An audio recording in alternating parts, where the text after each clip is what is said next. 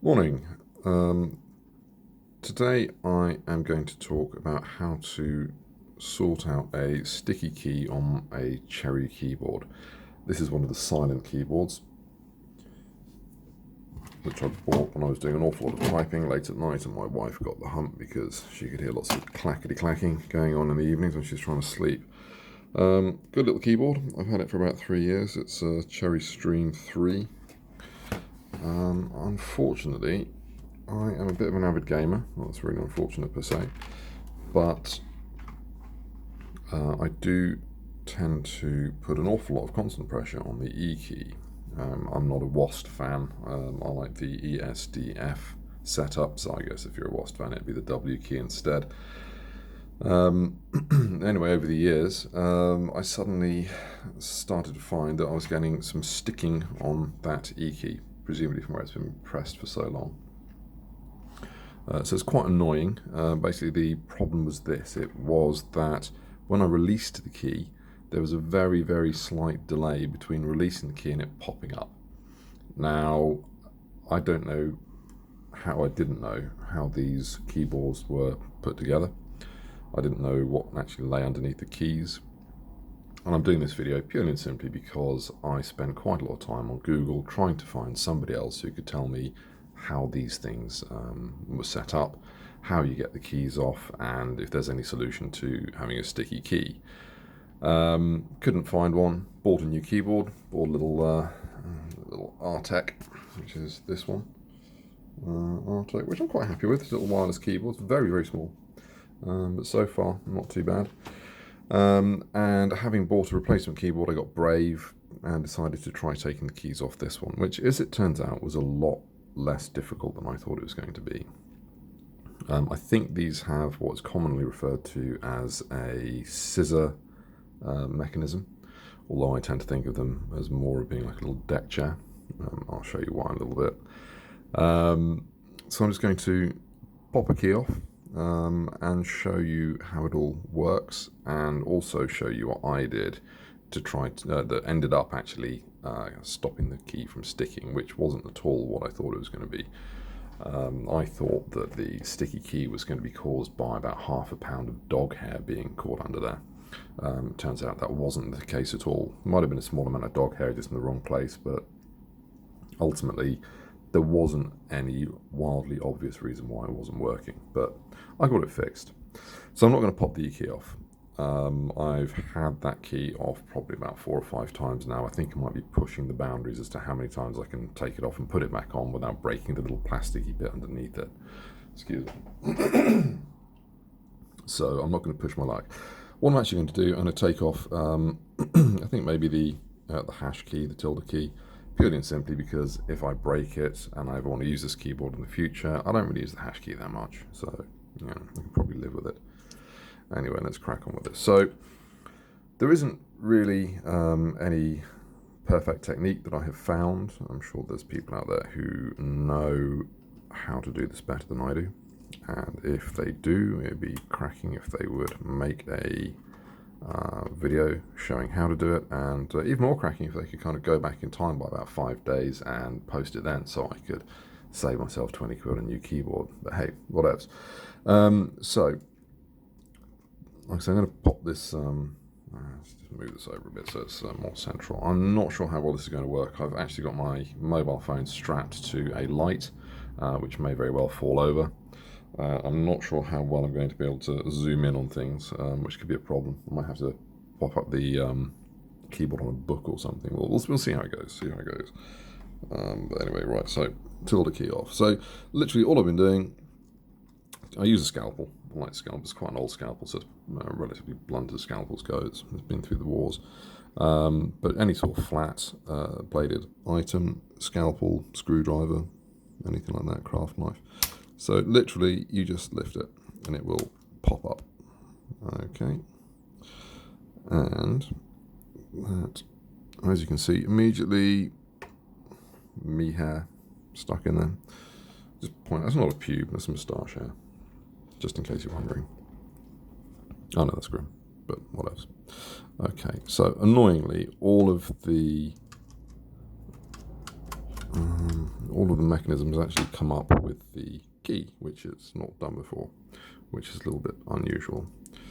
Normally what actually happens is that the mechanism stays in place down here. This little sort of white bit that you can see, that actually stays in place on the keyboard, and the actual keycap itself pops off. Okay, so when I say it's like a little deck chair mechanism, so as you can see, you pull it up like that. Now that does exactly the same thing when it's lying on the actual keyboard itself. So the things that you kind of need to note, which I was going to point out later actually, but seeing as the things come off, I might as well point them out now. So the main key bit is this here, this little sort of white nubby nipple thing.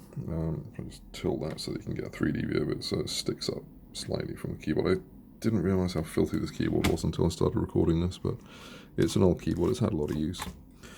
So that's the main bit. That's actually what provides the upward pressure, and kind of puzzled me really, because when I took the key off, the keycap off, the E key, I was pressing this down, and I took about 6 keys off all around, and I was pressing those and doing a bit of a sort of a push test. They were all exactly the same. There was no difference at all in the actual sort of upwards pressure from this key that would indicate that it was split or broken or worn out or any of those sorts of things. So that was a bit odd. Turns out what I think was the actual issue, very simply, was you can see, here we can see, let's see if we can zoom in a bit. Right, okay. So, just here, you have got like a little hook. Here there are like little hooks that the little sort of corresponding hooks on the deck chair part, the scissor part, slot into. Now, what you may or may not be able to see is that these are they've got like a certain amount of depth to them. They're probably about, I don't know, 4 millimeters long. So when the little deck chair sits in there, it can pivot, which it does, and it can also move backwards and forwards. So it's got a certain amount of lateral movement as well. And what I think the problem was is I think some gunge got in here, inside one of these little hooky bits here, and was stopping it from sliding backwards and forwards properly. It was the only thing that I could see that would account for why the key was sticking, because I cleared all the dog hair around it. I cleared all bits of eyebrow and moustache hair and all the other kind of fluff and horrible stuff that accumulates under keys. To be honest with you, I'm horrified at what I'm seeing when pulling keys up, but unfortunately those are the realities of keyboards. They are pretty minging bits of kit and probably sort of spreading viruses and all sorts of horrible things. So anyway, I've not done this this way around before, so I can't guarantee this is going to work all that well. I hope it does. Let's see if we can just pop this out of here without breaking it. Be a shame if I did break it, sort of snatching defeat from the jaws of victory there, really. Right. There we go.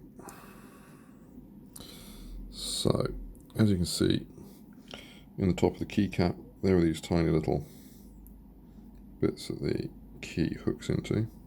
Sorry, the deck chair part hooks into.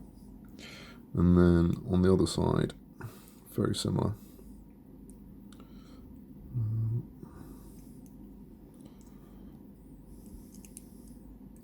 So as you can see on the other side, it's a slightly different arrangement, but very similar.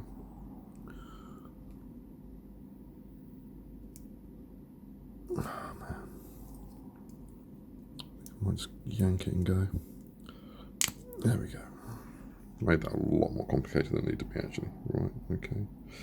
So, when you look at this little scissor arrangement, little deck chair arrangement, if I can open it up. Oh boy, doing this on camera is so much harder. Okay, so open that up. You've got the two little squares, two little holes there, and that top bar on the square is basically clips into the little holder on the keycap. Okay, so just in like that. And then the little hooks on the bottom also hook into these bits on the keycap on the other side. Okay, so like I say, seeing as it has managed to disassemble itself for me, saves me kind of that little job. So the next thing is trying to get it back into its position on the keyboard itself. So until the key goes that way up, so that needs to go that way round. So it slots in so that the these two little square holes go at the bottom. Now, normally this is actually quite a faff. I'm sure it will be right now as well. Try and hook those in. And what normally ends up happening... Good grief, that went in easy. I cannot believe how easily that went in. Literally just hooked it in the top and popped it down. What I have been finding happens in the past, a few times I've tried to do this, is I have found that this little pivot point here actually pops out. So you end up with like the two components. They're just little pins. They stick in, I don't know, maybe 0.5 millimeter, absolutely tiny, tiny little pins, and just get back in by putting the two together, putting a bit of pressure on them, basically giving a little bit of twist with the scalpel in between. That's just enough to separate them and stick them back in. Not actually that difficult. It's just they're small and fiddly, really. Okay, so as you can see, that's how it works. So when it's when the key is not pressed, the whole thing sort of sits up like that, and the scissor arrangement keeps it nice and flat. Okay, so as you can see, hopefully at the back, let's zoom in.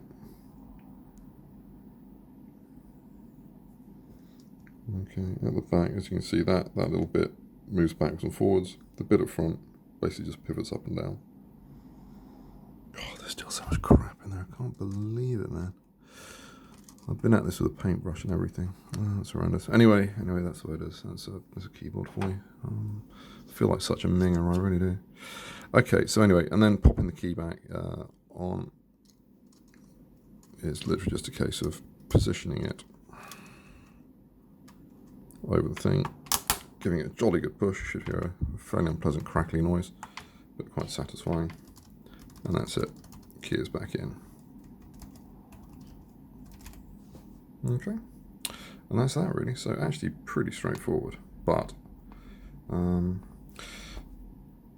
wasn't brave enough to do this before I had a new keyboard, purely and simply because when I was trying to pull these keys off, they really didn't feel like they wanted to come. They really didn't. They felt like if you keep pulling this thing, you're gonna rip really delicate components off. And those things probably are quite delicate, which is why I used a key that I wasn't so fussed about. But as it turns out, that actually looks like it's worked perfectly well. And the E key is now exactly as it should be, now that I've gone out and bought a new keyboard. But hey ho, there you go. Anyway, I hope this was useful. If you have any questions, leave them in the comments section below and I will answer them if I can. Cool, thank you.